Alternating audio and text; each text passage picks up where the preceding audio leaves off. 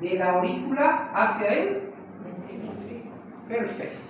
Entonces yo voy a tener un pico positivo, que es este. Este es el llenado pasivo y este es el llenado activo. Este se da por contracción de la aurícula del lado derecho. ¿Ok? Por eso es esta ondita así, ¿no? Esto es lo que cae cuando hace una diástole el ventrículo y esto es con la sístole auricular. Bueno, ¿qué pasa acá? Llenó por la diástole ventricular. Pero ¿qué pasa cuando hace la sístole, la aurícula? En vez de ir la sangre hacia el ventrículo, ¿qué está haciendo? Está regresando hacia la aurícula. Entonces, ¿qué estamos viendo? Una regurgitación, un retroceso a nivel de la válvula tricuspidea. Eso es lo que grafica. ¿Ok? Bien. ¿Qué requisito necesito para considerarlo positiva la regurgitación? Porque en cierta manera, como ustedes ven, hay un reflujo, pero no es amplio.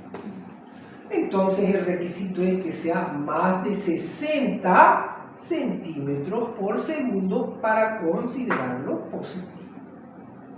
¿Ok? Aquí tenemos una escala, 20, 40, 60, 80, 100, 120, ¿verdad? Entonces más de 60 ya lo consideramos positivo. ¿Ok? No hay necesidad de utilizar el color, solamente con el Doppler pulsado o el Doppler espectral. La condición que se vean las 4 cámaras, que la punta del corazón esté a horas 12. ¿Sí? Horas 12, la punta del corazón. Entonces, si estuviera en el 6 la punta del corazón. Si estuviera en el 6, lo vamos a tener inverso este patrón. Entonces acá va a estar nuestro llenado ventricular pasivo y nuestro reflujo va a ser anterior. ¿Ok? Puede ser que tengamos la puntita del corazón ahora 6, ¿sí? Entonces todo el reflujo va a ir hacia arriba, ¿no? Entonces la onda alta va a graficar arriba de la línea de base. ¿Ok? Entonces, esos son los requisitos y de esa manera consideramos nuestro reflujo tricuspideo o regurgitación, también llamada tricuspidia positiva. ¿Sí? ¿Qué nos estaría diciendo esa regurgitación? 2 cosas. O tengo una anomalía valvular o tengo una aurícula dilatada, ¿verdad? La válvula funciona bien, pero como está dilatada, no está cerrando, ¿sí? Está habiendo un retro. ¿Ok? Muy bien. ¿Alguna pregunta sobre el reflujo tricuspidio?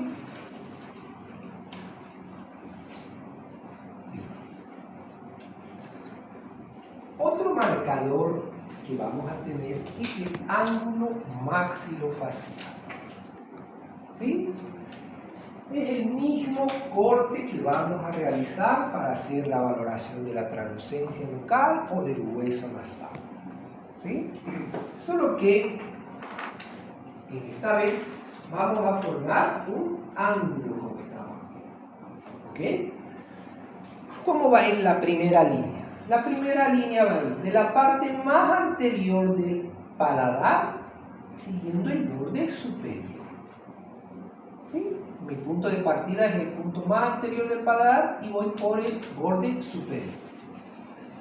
Y la otra línea va a estar desde el punto más anterior del paladar hacia la tabla externa del hueso frontal. Entonces me va a formar este angulito, ¿verdad? Ese es el ángulo maxilofacial. Bien. Ahora bien, ¿cómo notan este ángulo en relación con este ángulo? ¿Cuál está más cercano a los 90 grados? ¿verdad? Y este ángulo está mayor de los 90 grados, ¿cierto? Entonces, este se considera patológico. ¿Ok? Bien. ¿A qué patología? Si es mayor a 90. Mayor a 90. Como norma general. Ahora, siempre nos vamos a basar al CRR. Miren, mientras más pequeño, ¿sí?, más próximo a 90 grados. Mientras va pasando la edad gestacional, quiere decir 13 semanas y 6 días, menor a 90 grados. O sea que fisiológicamente ese ángulo tiene que irse cerrando. ¿Sí? Tiene que irse haciendo menor. ¿Ok?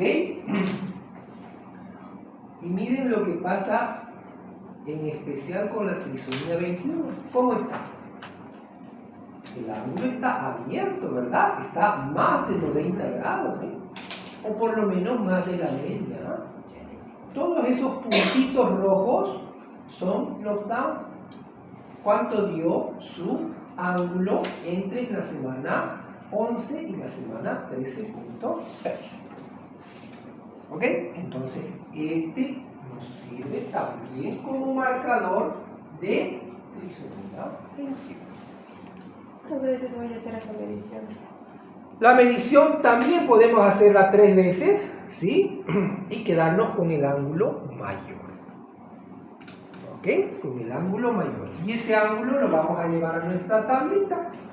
Por ejemplo, entre la semana, con un CN de 65, que le haya dado un ángulo máximo facial de 89, estaríamos más o menos acá. Estamos sobre el percentil 95.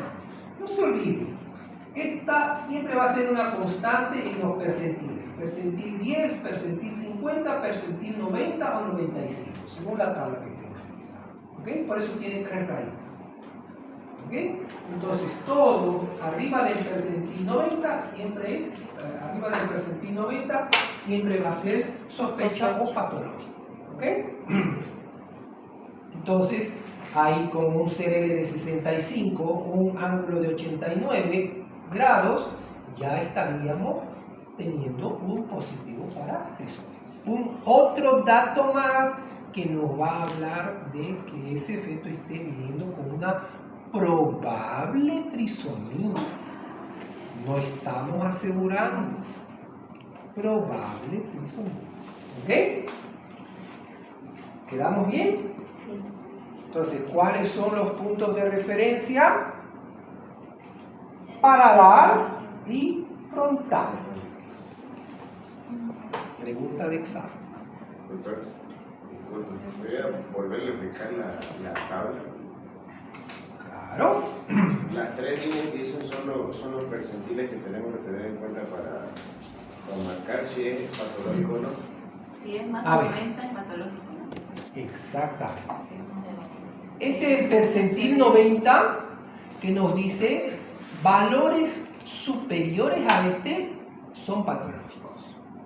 Este es el percentil 50, esta es la media, nos dice, ¿no?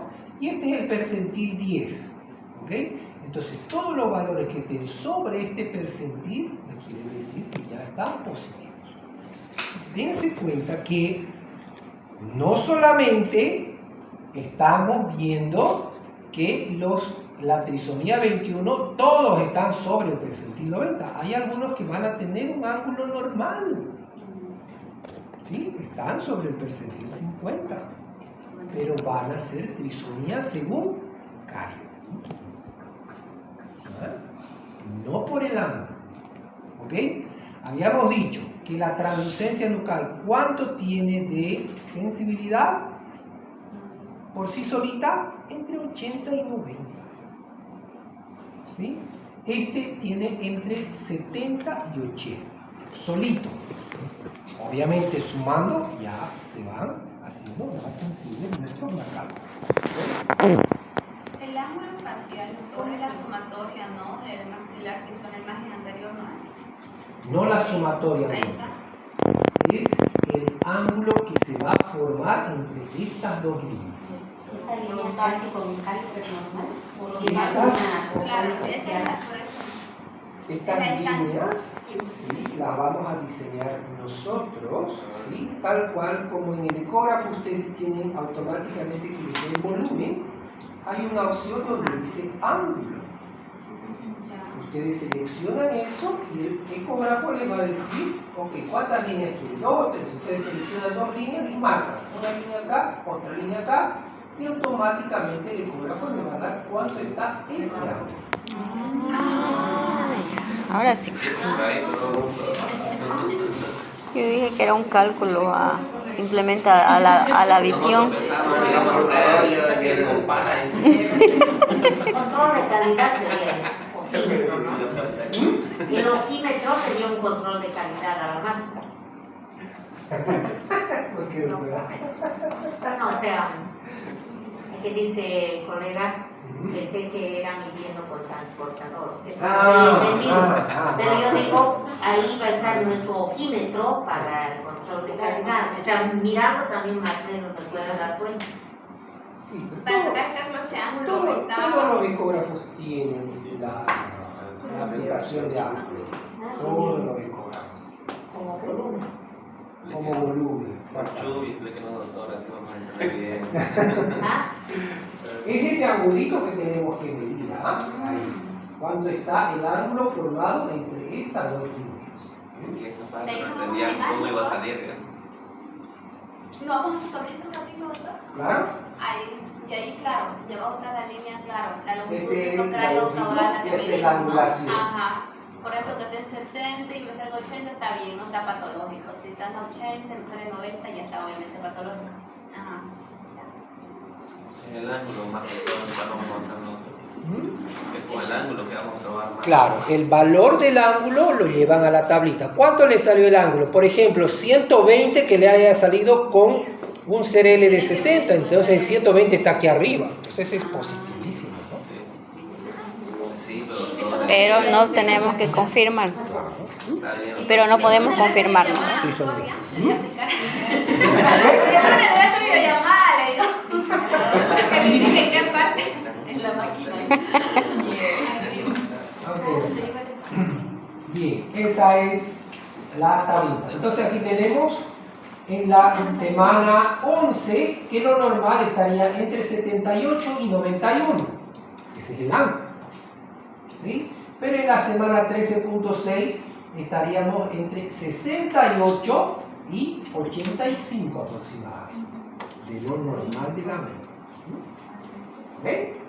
Como les dije, a medida que pasa la edad gestacional, ese ángulo va a ir disminuyendo. ¿Ahora sí? Sí, doctor. Sí. Sí, es con los chubos. Otro marcador ecográfico que tenemos es el triángulo retronasal. Lo podemos hacer con una ecografía normal o lo podemos hacer con una ecografía 3D en modo esqueleto. ¿Ok? ¿Qué es lo que vamos a valorar y qué conseguimos con esto? ¿Esa es la vaginal o...? No, por vía pélvica. Esto es lo que vamos a visualizar, van a ser los dos huesos nasales, la rama ascendente del maxilar superior de un lado, la contralateral y las ramas transversas del maxilar superior. ¿Ok? Entonces se va a formar este triángulo, ¿verdad? ¿Qué nos dice este triángulo? Anteriormente no teníamos un marcador para ver fisura palatina. ¿Sí? Entonces el doctor Waldo Sepúlveda, que es un médico materno-fetal chileno, insertó este marcador que nos dice precisamente cómo tiene que mirarse el triángulo retronasal. Cuando tengamos una fisura palatina, esto va a dejar de ser un triángulo, va a tener cualquier forma, una forma irregular en vez de ser triángulo. ¿Por qué? Porque no estamos teniendo la base del triángulo, ¿sí? Está ausente. Entonces eso, en vez de ser un triángulo, se va a caer, ¿ok? Va a desaparecer la forma cuadrada. Mucho más si es una fisura bilateral, ¿no? Eso dependerá qué tipo de fisura es, ¿ok? ¿Eso también se mide o aún? No, esto tenemos que formar. Ese Tiene triángulo. que verse el triángulo retronasal, así, un triángulo. ¿Sí? Arriba tenemos la sutura metópica, tenemos los huesos, los huesos nasales, la rama ascendente del maxilar, la rama transversa y el maxilar inferior. ¿Ok? Para ser sincera, doctor, lógicamente no lo puedo ver triángulo y ahorita eso. No lo puede ver triángulo. No, en la ecografía blanco y negro. ¿Acá? Ahí, sí. Aquí más Más o o menos, hay que, claro, pero hay que tener buen ojo, bueno, afinar el ojo para ver eso. No se preocupe que en la práctica lo vamos a ver. No se preocupe, le garantizo que lo vamos a ver. ¿Ya? No se preocupe, lo vamos a ver. Tal cual esta, la vamos a ver acá, ¿ok? No hay mucho. Lo importante es que veamos los reparos. ¿Qué cosas tenemos que mirar? ¿Qué ¿ok? Hueso propio de la nariz, maxilar superior en su rama ascendente y su rama transversa. ¿Ok? Bien. Otro marcador que vamos a tener va a ser el ducto venoso. ¿Qué es el ducto venoso? Partamos por ahí. Ya lo han visto en el diplomado, ¿verdad? ¿Se nos ha presentado al ducto venoso o no? Sí, más o menos. ¿Qué hizo otra? ¿Se lo presentaron? Mucho gusto, señor ducto venoso. Un pantallazo. El ducto venoso es un conducto que va a comunicar directamente la vena umbilical con la vena cava inferior. ¿Y por qué? Denominado un cortocircuito también, ¿verdad? El ducto venoso es un cortocircuito que aparece en la circulación fetal. ¿Y por qué? ¿Para qué?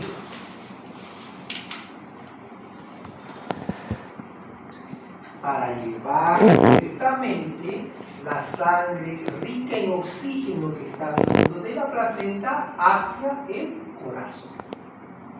Ese es nuestro ducto venoso. ¿Ok? ¿Cuánto mide? De largo mide 2 milímetros y de ancho 1 milímetro. ¿Sí? Bien, entonces, ya que sabemos dónde está ubicado y qué función tiene, vamos a ver cómo se lo estudia. Para hacer el estudio del ducto venoso, de la onda de velocidad de flujo del ducto venoso, es necesario que tengamos algunos parámetros, ¿sí? Cuando utilicemos tanto el Doppler color como el Doppler pulsado. ¿Ok? Entonces, cuando utilicemos el Doppler color y el pulsado, ¿sí? Habíamos visto ya a qué nos referimos con el volumen de muestra, ¿verdad? Son esas dos rayitas que van a aparecer. Entonces, el volumen de muestra tiene que estar entre 0,5 a 1 milímetro. Finito, ¿no? Delgadito.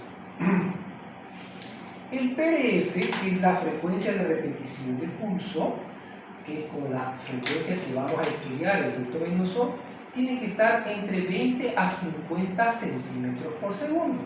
Si ustedes se fijan, aquí tenemos una escala. Este es el PRF. Escala o PRF prácticamente es lo mismo. ¿Ok? Entonces tiene que estar entre 20 y 50. ¿Se ve aquí en cuánto está? Entonces está dentro del concepto, ¿verdad? Está entre 20 y 50. ¿Ok? Ajustar la ganancia del color, ¿sí? Ese flujo. ¿Por qué se ajusta la ganancia? Porque yo quiero que el flujo que está corriendo dentro del ducto venoso no se salga, no se extravase. Entonces por eso tengo que ajustar la ganancia. El ángulo de isonación del vaso. ¿Qué se quiere decir con este término? Que el ángulo que va a formar entre el ultrasonido y la dirección del vaso sea lo más próximo a 0 o inferior a 30 grados. ¿Ok? Entonces, ¿cuándo me refiero al ángulo de insonación? El ángulo que va a formar el ultrasonido con la dirección del vaso. Este es el STIR, ¿no? STE. No.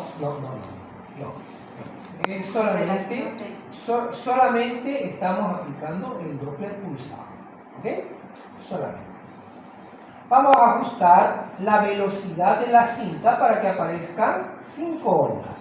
1, 2, 3, 4, 5. No tienen que aparecer 20. O tiene que aparecer 2. 5. Exagerando, 10. No más de 10. La medición que vamos a hacer de cada una de las onditas va a ser en 3 ondas consecutivas y la condición que tienen que estar similares. ¿Ok? Bien. Aquí un poquito de lo que yo les mencionaba cuando estábamos viendo los percentiles de la translucencia nucal. Cuando la translucencia nucal está situada entre el percentil 95 y 99, el riesgo de malformación mayor se ha cuantificado ¿en cuánto? 2 puntos. Entonces, ¿qué tengo? Sospecha. ¿Por qué? Porque tengo un porcentaje bajo, ¿verdad? Pero las posibilidades de obtener un feto sano son de 93%. Cuando la translucencia nucal es superior al percentil 99, pero inferior a 4.4 milímetros, dichos porcentajes aumentan al 10 y el 70% respectivamente. ¿Ok? Entonces siempre, cuando me paso del percentil 99, ¿sí? Hablando de la translucencia nucal, voy a tener mayor porcentaje de alteración o de malformación. ¿Ok? Bien. Entonces, y en esta gráfica quiero mostrarles que si yo voy a potenciar mi imagen 2D, ¿sí? Voy a corregir todos los valores que tengo en el modo B, tranquilamente yo puedo ver dónde está situado el ducto venoso. ¿Cómo lo voy a hacer? A un corte sagital de tórax y abdomen. Voy a ver el recorrido de toda la vena umbilical. Aquí está el cordón ingresando, está la vena y dirigiéndose para atrás y para arriba. Y las arterias umbilicales se están dirigiendo para abajo para rodear ¿a quién? A la vejiga. ¿No? Entonces, aquí tengo la vena umbilical, el trayecto de la vena umbilical, que está gruesa, ¿verdad? Y cuando se afina la vena umbilical, ese es el ducto venoso. ¿Sí? No hay necesidad de utilizar ninguna herramienta. Yo utilizo mi Doppler color para confirmar ese trayecto. ¿Sí? Ahora, este color que se hace entremezclado entre celeste y celeste más claro, eso se llama aliasing. ¿Por qué se está produciendo el aliasing? Porque aquí tengo una determinada velocidad de flujo en un vaso amplio, ¿verdad? Pero ese flujo está yendo a desembocar en un vaso más delgado. Entonces, ¿qué está haciendo ahí? Está aumentando la velocidad. Entonces, por eso es que me está produciendo este aliasing. ¿Ok? Ese dato me va a servir para decir que ese es el ducto venoso. Exactamente acá está empezando el ducto venoso. ¿Por qué? Porque aquí el flujo está aumentando. ¿Quedamos bien? Bien. Una vez visto dónde está el ducto venoso, entonces voy a colocar el volumen de muestra sobre él. Y me va a hacer la gráfica del ducto venoso. El ducto venoso tiene 3 ondas. 1, 2, 3. ¿Ok? Estas 3 ondas son una sístole ventricular, una diástole ventricular y una sístole atrial. ¿Ok? Ese es el espectro que me va a dar el ducto venoso. ¿Ok? Ahora, ¿cuál de estas 3 onditas es la más importante? Esta, la onda A, que tiene que ser siempre positiva. Esta es la línea de base, todo lo que está sobre ella es positiva y todo lo que está debajo de ella es negativa. Entonces siempre esta ondita A tiene que ser positiva. ¿Ok? Bien. Miren acá. Tengo una onda A positiva y acá tengo una onda A negativa o reversa. Esta es la patología. Este concepto es importante. ¿Por qué? ¿Qué dice? Para la correcta valoración del flujo en el ducto venoso, el feto no debe estar en movimiento. Entonces tenemos que tener sí o sí un feto quieto. La imagen debe ampliarse lo suficiente como para que el tórax y el abdomen fetal ocupen toda la pantalla. El flujo color se debe usar para mostrar la vena umbilical y todo su trayecto ahí, y también el ducto venoso, la aorta y el corazón fetal. Esta es la aorta y el corazón. La onda obtenida se puede clasificar en base a la onda A, entre positiva normal o reversa anormal. Solamente esa es la clasificación que hacemos en el primer trimestre. En el segundo y tercer trimestre ya vamos a valorar cuánto es el valor del ducto venoso. ¿Ok? En este primer trimestre solo vemos onda A positiva, onda A negativa. Entre las 11 y las 13.6 semanas, la onda A anormal o reversa se puede observar en un 3% de feto cromosómicamente normal. O sea que tampoco el ducto venoso es 100%. ¿Sí? Y en el 65% de fetos con trisomía 20. Entonces tiene una sensibilidad de 65%. Aún así, la gran mayoría de fetos con una onda A reversa son cromosómicamente normales y tienen embarazos con resultados favorables. ¿Ok? Entonces, lo propio, como hicimos las anteriores, ante un ducto venoso patológico, nosotros lo que colocamos en nuestro informe va a ser, se sugiere un cariotipo. O, en la actualidad, un ADN fetal también. ¿Ok?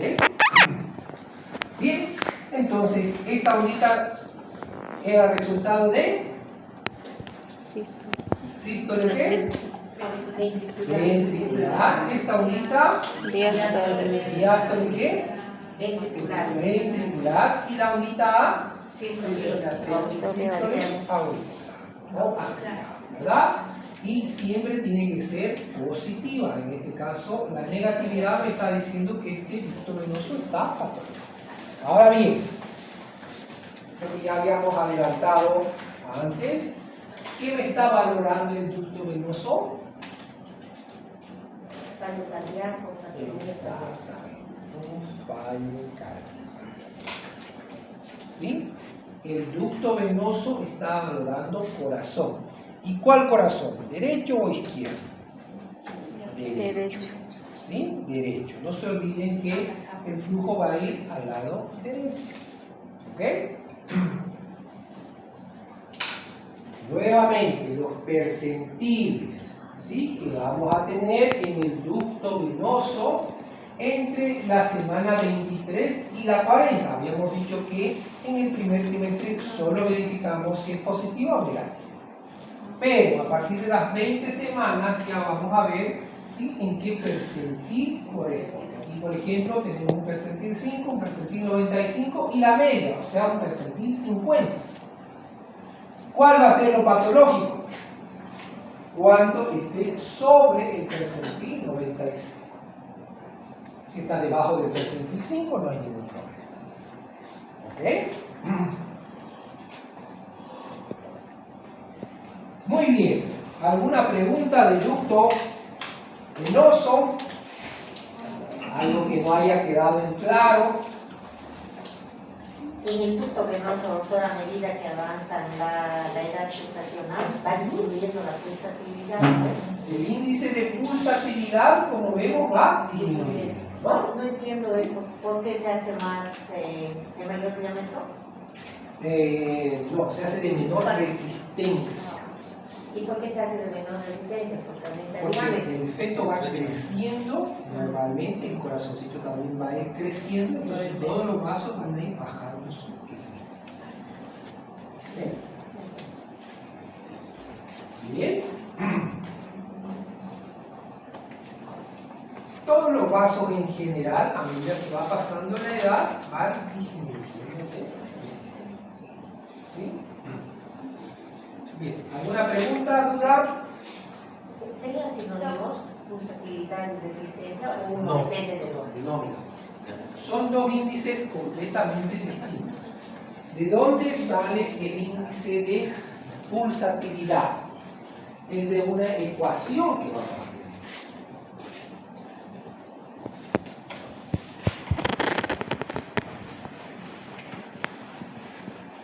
Lo que tenemos en un flujo son los ciclos del corazón. ¿Cuáles son los ciclos del corazón? Diástole, sístole y diástole. ¿Verdad? Entonces, cuando yo estoy hablando de índice de pulsatividad, voy a tener esta ecuación. Sístole menos diástole sobre velocidad media. Por esa ecuación saco el índice de pulsatividad. El índice de resistencia va a salir de la ecuación sístole menos diástole sobre sístole. ¿Okay? De ahí sale el índice de pulsatividad y el índice de resistencia. Entonces no son lo mismo. ¿Sí? Son cosas distintas porque, ahora, indudablemente, acá están insertos lo que es la sístole y lo que es la diástole. ¿Sí? Aquí solo velocidad media, aquí sí. ¿Okay? Esos son los valores que van a extraer automáticamente el ecógrafo y lo va a transformar en una paradigma y R.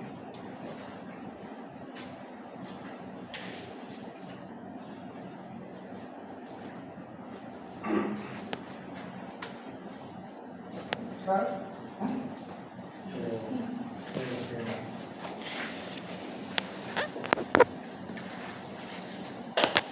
¿Estamos bien, doctora? ¿Cuidamos? Sí. Bien, doctora. Una pregunta sobre la edad. Para tener una IR en término medio, menos de 7. No, ¿Siete? no es ¿Me olvido bueno, de eso? no es bueno, Ya. olvídese. Lo que hasta ahora fue un término medio de una medida exacta, porque mucho va a depender de la edad gestacional. No se olvide, es evolutiva. ¿Sí? No tenemos término. Para sacar un buen ducto venoso, pueden ver la anterior imagen. Tengo que captar una aleación, doctor, generalmente. Exactamente. Sí o sí. Esa va a ser ahí. Y ahí ya en grano. Ahí va a ser donde encontremos el aliasing, ese va a ser nuestro punto de referencia. Entonces, en este caso, ¿sí?, el aliasing nos está habilitando para identificar nuestro vaso que queremos que es el ducto venoso. ¿Y dónde empieza? Y Ahí el donde ángulo empieza. tiene que ser menor a C, menor, lo más próximo a C. Menor de 30, lo más próximo a C. ¿Ok? Lo más próximo a 0, ¿no? Aquí puede estar un poquito a 45, lo que voy a hacer va a levantar un poquito más la nalga, así levanta esto y vuelve más a 0. Acá. El ángulo de inclinación de 0, lo más próximo a 0. Si en ella veo las ondas patológicas en la primera tomada, lo vuelvo a tomar nuevamente Lo como 3 vuelve veces. a tomar. ¿Por qué? Porque yo tengo que estar seguro. No se olviden que en primer lugar voy a tener un feto pequeño.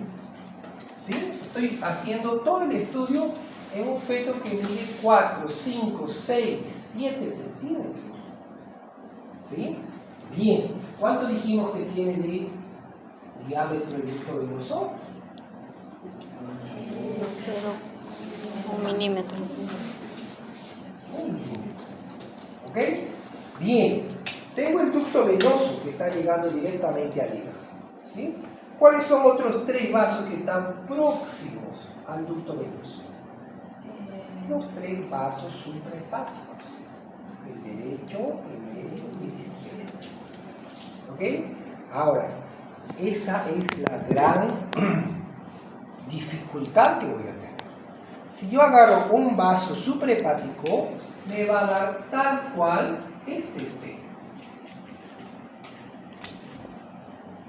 Una onda negativa. Y lo voy a clasificar patológico.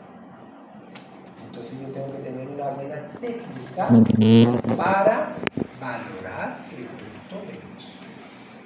Si yo agarro por mala suerte un suprahepático, voy a tener esta imagen y voy a describirlo como patológico. Cuando yo veo un ducto venoso patológico, es sinónimo de acidosis fetal. Eso quiere decir que si no hago algo por ese feto, se va a morir. Entonces, ustedes se dan cuenta que al informar un ducto venoso reverso, ¿cuál es la magnitud del problema? Es por eso que hay que estar seguros al realizar la técnica. Por eso siempre hay que seguir. Yo sé, y quizás ustedes vieron, escucharon, que hay una técnica para ver el ducto venoso en un corte transverso.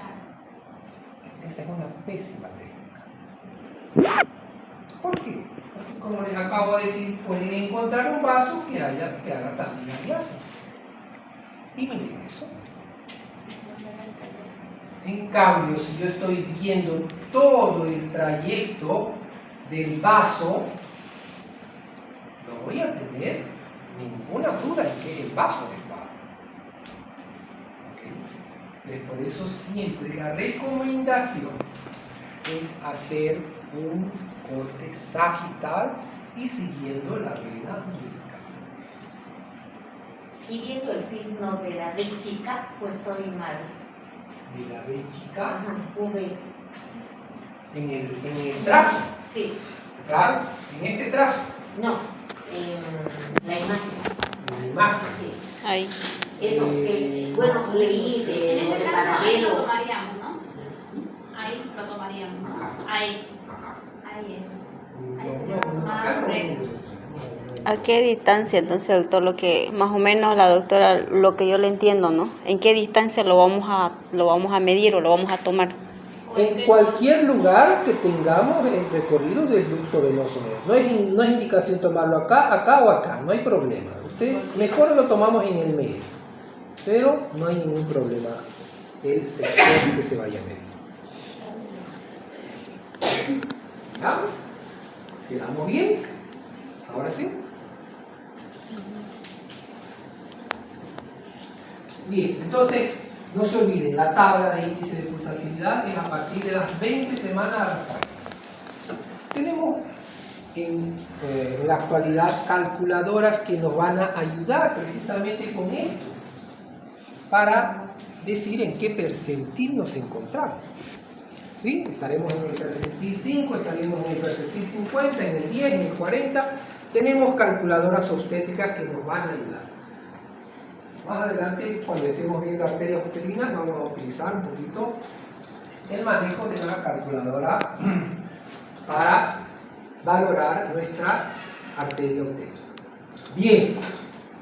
Barcelona, entonces, ¿no? Sí, de Barcelona, exacto. La calculadora de Barcelona.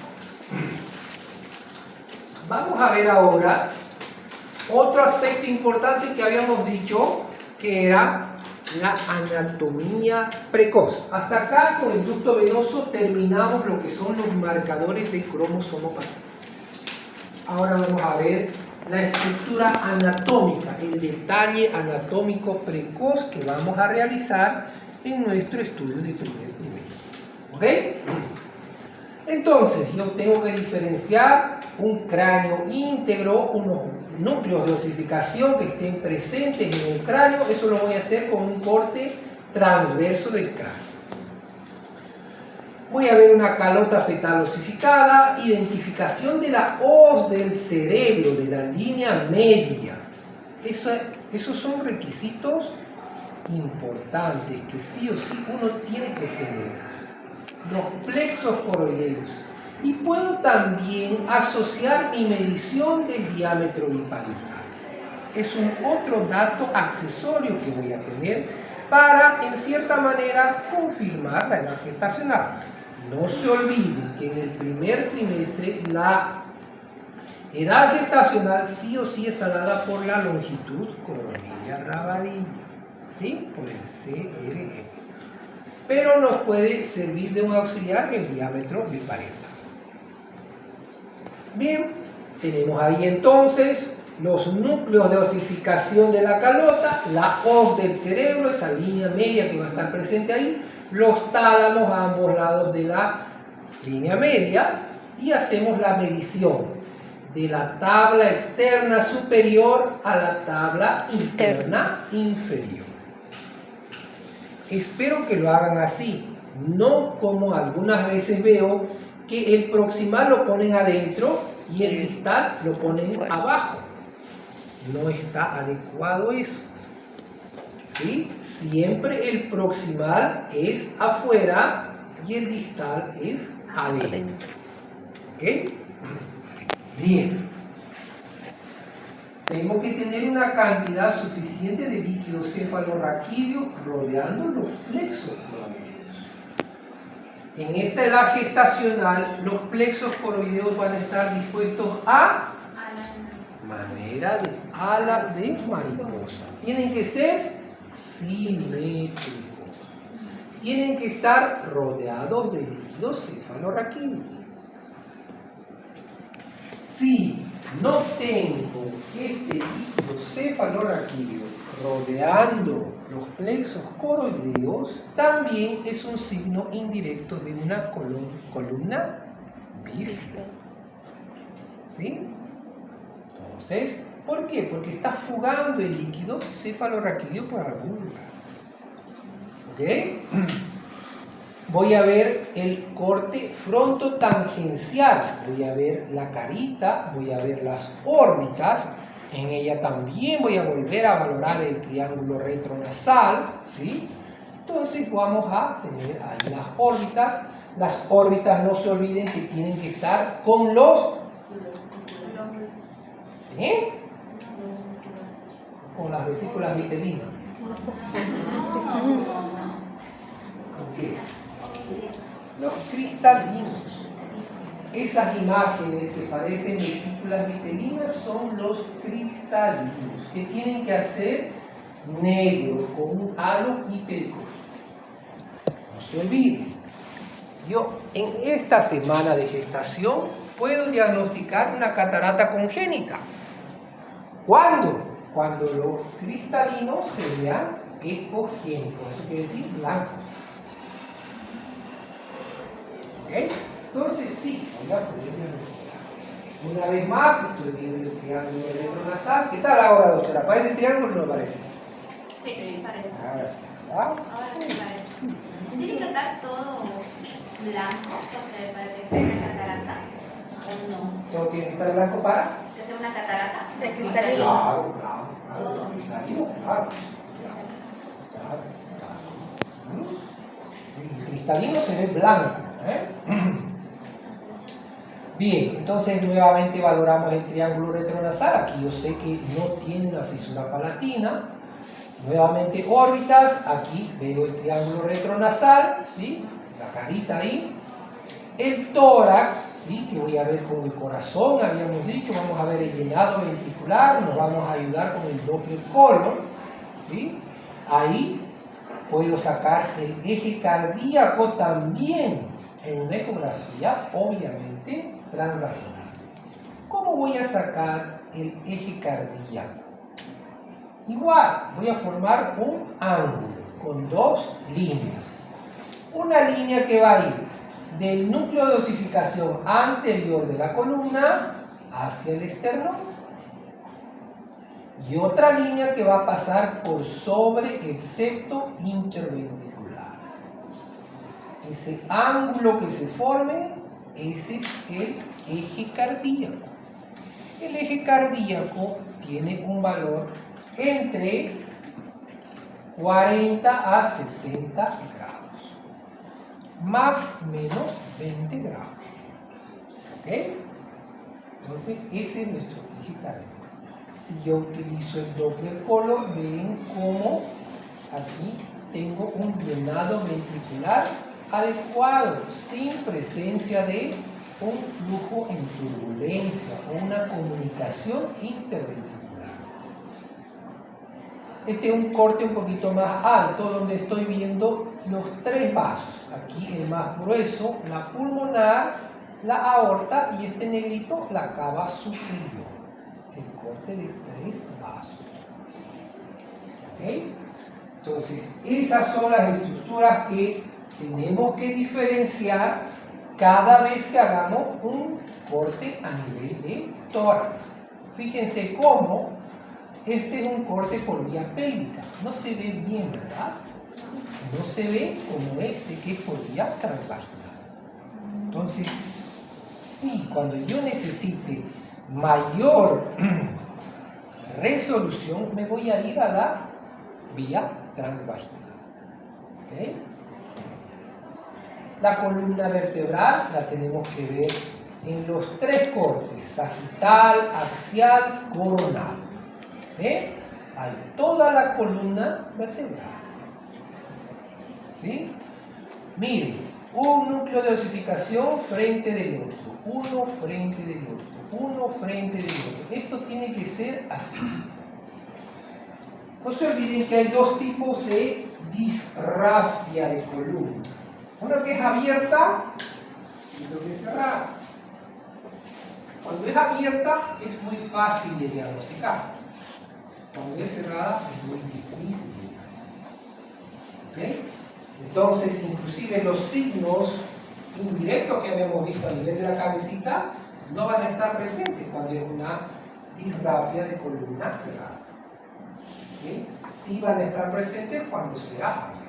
Entonces, un corte sagital de toda la columna que vamos a tener,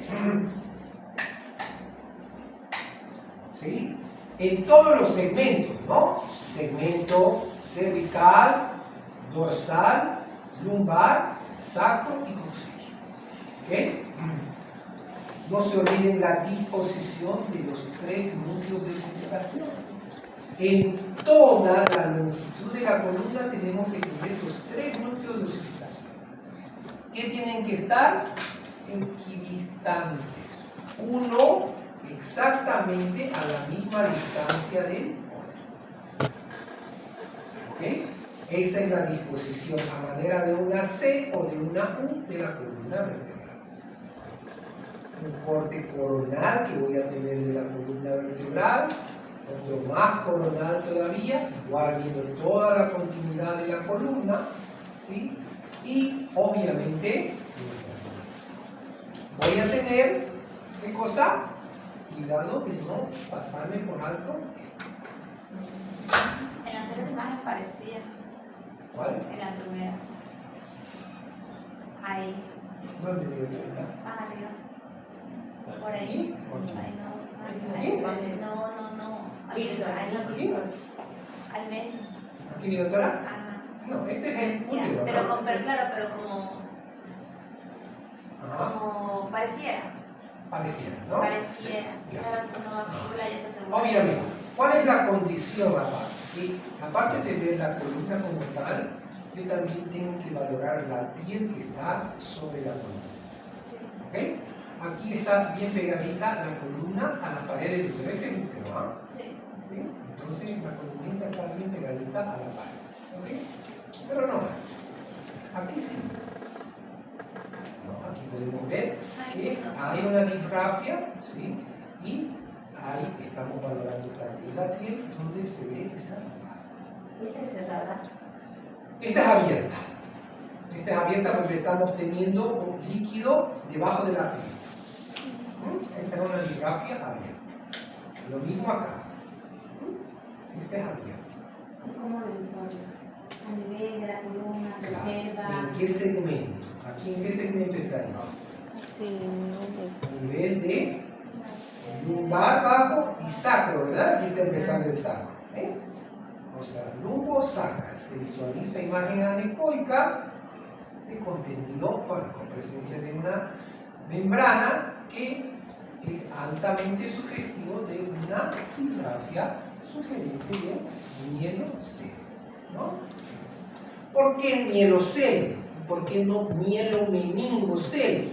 Porque no estoy viendo meningia, ¿no? O sea, está negrito, solo negrito. Si estaría viendo algo blanco acá, entonces ahí estoy viendo que puede ser un mielomeningocele. ¿Ok? Lo propio acá. ¿Sí? Bien, entonces siempre valorar columnica, ¿sí? Siempre en todos sus segmentos acompañado de la en el corte transverso del abdomen para hacer la medición, si ustedes quieren, de circunferencia abdominal. ¿Qué voy a ver? Voy a ver la cámara. cámara. ¿Qué me quiere decir la cámara gástrica? Indirectamente. Una su ubicación normal. Bien, la ubicación normal que tiene que ser en el cuadrante superior izquierdo, ¿verdad? ¿Qué más?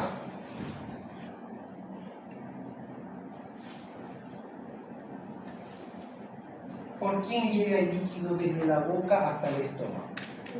Esófago. Esófago. Entonces, indirectamente estoy descartando una atresia esofágica. ¿Ok? ¿Sí? ¿Por qué? Porque estoy viendo la cámara gástrica. No se olviden, las dos burbujas negras que tengo que ver entre semana 11 y 13.6 son el estómago y la vejiga. Sí o sí. Si no veo estómago, ¿qué hago? Espero 20 minutos a que el feto vuelva a Deglutir. deglutir. Eso. No voy a irme a la primera. ¿Sí? No se ve el estómago, entonces es una atresia esofágica. No. Tengo que esperar a que el feto vuelva a deglutir el líquido, eso lo hace dentro de unos 20 minutos, y volver a valorar. ¿Okay? Cuando haga un corte transverso de abdomen más bajo, voy a ver ahí la inserción del cordón umbilical. ¿Bien? Y sabemos que a nivel, a la altura de las 8 semanas hasta las 12 semanas vamos a tener una estructura fisiológica al lado del cordón umbilical. ¿Cómo se llama? La herniación fisiológica del intestino medio. ¿Ok? Entonces, esa no tenemos que confundirla con un onfalocele o una gastrosquisis. ¿No? Eso tenemos que tener mucho cuidado. Bien. Entonces acá, ¿dónde está la columna? En esta imagen. Bien. Nos vamos a acostumbrar. Siempre que hagamos un corte de abdomen transverso, la columna le damos un horario. Y sería ahora 6. ¿Verdad? 1, 2, 3 núcleos de dosificación. ¿Sí? El estómago al lado izquierdo el hígado al lado derecho. ¿Ok? Aquí está la vena umbilical. Muy bien, entonces este feto tiene un muy buen tránsito esofágico, por eso estamos viendo contrastado el estómago. No es el mismo corte. Este es un corte más alto y este es un corte más bajo. No pretendan ver las dos cosas al mismo tiempo. ¿Ok? El estómago está acá, el ombligo está acá. Si voy a ver la inserción del cordón, voy a hacer el corte más bajo. ¿Ok? No pretendan ver las dos imágenes en un solo corte. ¿Sí? Bien. Acá, ¿en qué hora está la columna?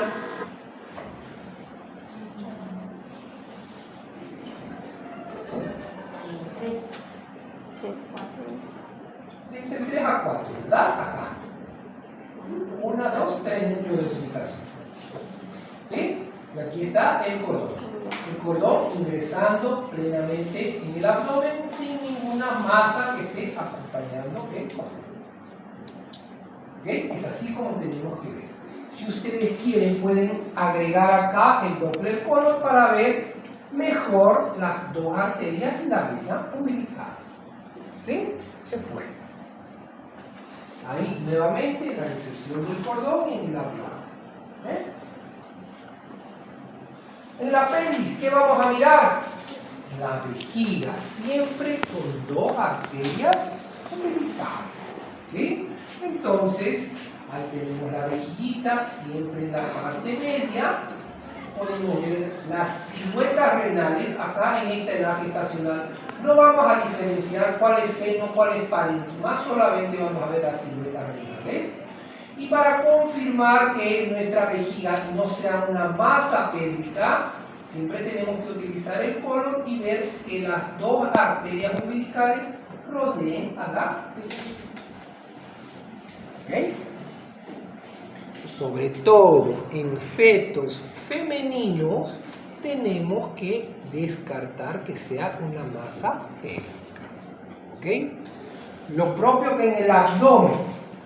Si no vemos la vejiga, tenemos que esperar un periodo de tiempo entre 20 minutos para que se llene la vejiga y así poder valorarla adecuadamente. ¿Ok? Obviamente, si tenemos una estenosis, por ejemplo, a nivel de uréter que sea bilateral, vamos a tener una hidronefrosis bilateral. ¿Ven? ¿Sí? Y también tendremos un oligohidramnios.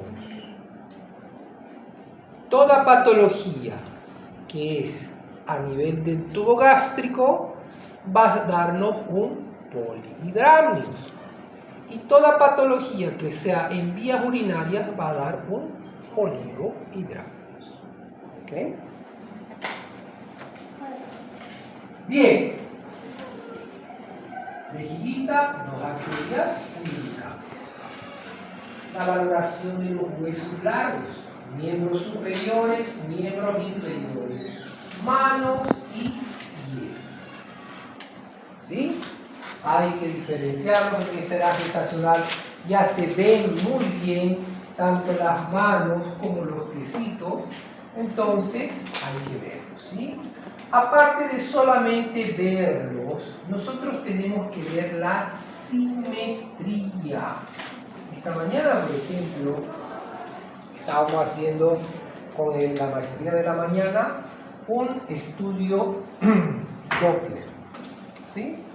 Pero yo antes de hacer el Doppler tengo que hacer una biometría.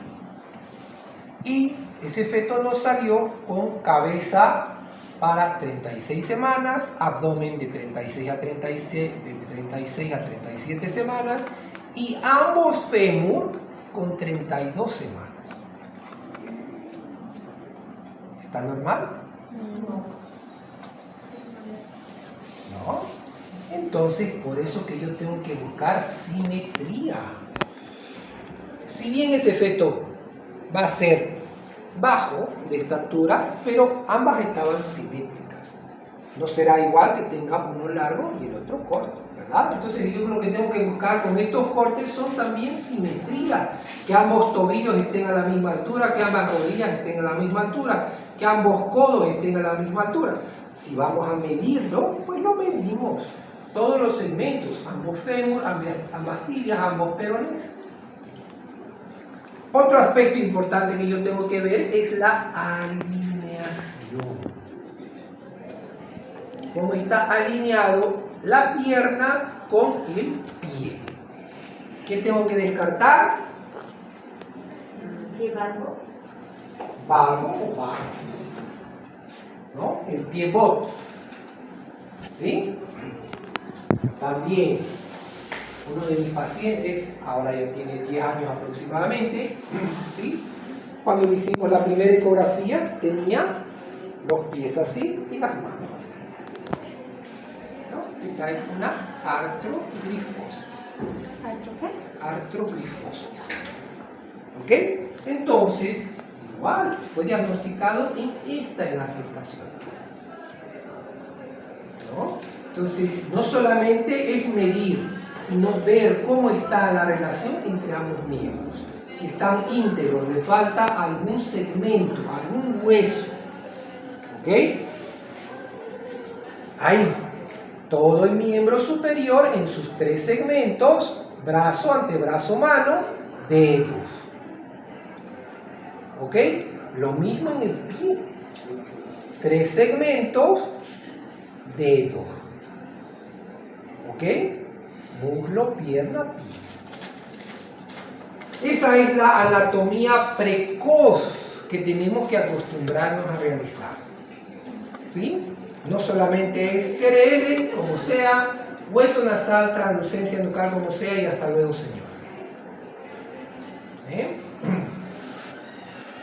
Estas son las guías que vamos a tener, donde vamos a hacer cada uno de los cortes. Aquí estamos haciendo adecuadamente el corte CRL, para translucencia nucal, toda la translucencia nucal, el hueso nasal, ¿sí? Con todos los segmentos que vimos, el corte de plexos coroideos, el corte talámico, el corte de órbitas, el triángulo retronasal, nariz, boca. Si nos cuesta un poquito, por vía transvaginal vamos a diferenciar el labio, sí, lo vamos a mirar y vamos a hacer el descarte de una fisura labial. Habíamos dicho del corte de 4 cámaras, el eje cardíaco que lo vamos a tomar en este corte, ¿sí? El llenado ventricular, el corte de 3 vasos, el corte de 3 vasos tráquea con color, el estómago, la posición del estómago, la inserción del cordón, la vejiga con sus 2 arterias, miembro superior, miembro inferior. ¿Ok? Tal cual lo tenemos acá, en nuestras imágenes. ¿Sí? Los mismos cortes. 1, 2, 3, 4, 5, 6, 7, 8, 9, 10, 11, 12, 13, 14, 15, 16, 17 cortes básicos que tenemos que hacer en nuestra ecografía morfológica de primer trimestre. ¿Ok? ¿Quedamos bien? ¿Sí? ¿Así lo hacía, doctora? Sí. ¿Ok? Entonces, ¿no era hasta las 8? Ah, ¿qué hasta las 8? Después que no aguanten, doctor, usted. Bien, entonces, vamos a hacer el estudio de las arterias uterinas. Habíamos dicho, ¿con qué fin? Eclampsia. Como un predictor de preeclampsia. No estamos asegurando o descartando, estamos prediciendo el grado. ¿Sí? Tenemos 2 vías para hacer. Una vía transabdominal. Vamos a ver acá. Una vía transabdominal y una vía transvaginal. ¿Ok? Por las 2 sirven. Las 2 son sencillas, sencillísimas. ¿Ok? ¿Qué vamos a hacer por la vía transabdominal? Primero lo que hacemos es un corte sagital del útero. Solamente del cervix. Vamos a ver el canal cervical, el orificio cervical interno y el orificio cervical externo. La condición, vejiga vacía. No se puede hacer con vejiga llena. ¿Por qué? Porque en cierta manera está aumentando la resistencia del vaso. ¿Ok? Entonces la vejiga vacía. Una vez que tenemos el cervix en un corte sagital, vamos a mover lateralmente el transductor hasta el plexo vascular paracervical, acompañado de Doppler corto. Ahí vamos a encontrar un vaso que va a tener un trayecto ascendente y tortuoso, color rojo. Esa es la arteria uterina. Vamos a medir esa arteria uterina antes que se divida. ¿En qué se dividen las uterinas? En arcuatas, ¿no? Entonces, antes que se dividen en arcuatas, hay que hacer la medición. Y hacemos lo mismo para el lado contralateral. ¿Ok? Entonces, ahí tenemos el cervix, orificio cervical interno, orificio cervical externo. ¿Cómo está la vejiga? Así. ¿Sí? ¿Esta quién es? Canal vaginal. Eso, canal vaginal. ¿Sí? ¿Y esto? Otra vejiga. La vejiga es el embarazo, ¿no? Bien. Entonces, de que tengo chiquitito el cervix, voy a hacer zoom. Y aquí, a nivel del orificio cervical interno, voy a colocar la cajita del colon.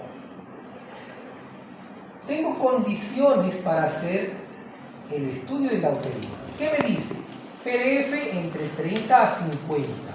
Voy a ajustar la ganancia, el ángulo de insolación tiene que estar entre 0 y 30, 5 onditas tienen que trazarse y 3 tienen que estar morfológicamente igual. ¿Ok? Entonces dijimos que hacemos zoom, colocamos la cajita. ¿Cuánto está el PRF? De 30 a 50. Entonces está adecuado. ¿Ok? Nos llevamos el transductor 1 a 2 centímetros hacia el lado derecho y vamos a ver un vaso de trayecto tortuoso ascendente de color rojo. Habíamos dicho que esta mezcolanza de colores va a ser por el que hay un aliasing, ¿verdad? Entonces ese aliasing lo vamos a hacer desaparecer subiendo la escala. Subo la escala a 60 y desapareció el aliasing. ¿Ok? Una vez tenemos el vaso, ya sea derecho o izquierdo, vamos a proceder a la medición. ¿Sí? Lo colocamos el espectral ahí y ahí nos va a graficar el espectro.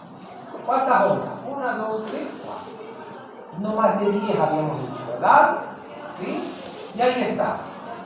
Me va a dar primero como índice el pico sistólico máximo, 57.64 centímetros por segundo. Estaría acá. ¿Sí? 40, 50, 54. Luego me va a dar el volumen de fin de diástole, 19.95 centímetros por segundo, 20, 19. Este es el fin de diástole, ¿sí? Este es el puntito. Pico sistólico máximo, volumen de fin de diástole. Habíamos dicho que en nuestra ecuación vamos a tener sístole, diástole, velocidad media, que no está acá, ¿sí? Y nos va a salir el índice de pulsatividad, 1.31. Para el índice de resistencia vamos a tener el pico sistólico menos el pico diastólico sobre el pico sistólico. Y nos sale el índice de resistencia. Acá, el que nos va a interesar va a ser el índice de resistencia. Bien. Ahora quiero que todos saquen su teléfono y se coloquen megas y vamos a colocar en nuestro buscador calculadora fetal Barcelona. Va, todos. Calculadora fetal Barcelona.